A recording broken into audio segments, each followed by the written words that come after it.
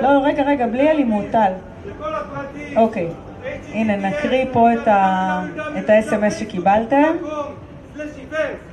אתה רוצה את זה? אתה רוצה מיקרופון? בוא. תעזוב אותו מיד! תעזוב אותו! נו! רגע מהר. מה זה, מה, אתם גנובים? מה קורה לכם? מישהו מה קורה לכם?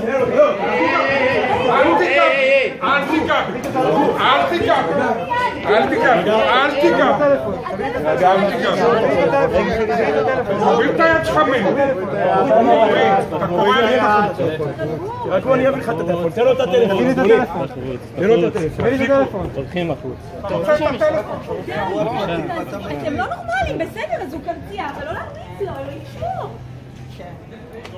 רק שתדעו שגנבו לי את הטלפון עכשיו, זה מאוד חבל. בקרוב תגיע המשטרה, גם ראיתם את התקיפה שהייתה פה עכשיו. מי שתקף זה אתה אותנו, את כולנו. הבנת את זה? אתה כופה את הרעיונות שלך על ציבור אנשים שלא מעוניין בהם, שמנסה להגיע להחלטה נכונה לערב הבחירות. זה מה שאתה עושה, אתה תוקף פה את כולנו.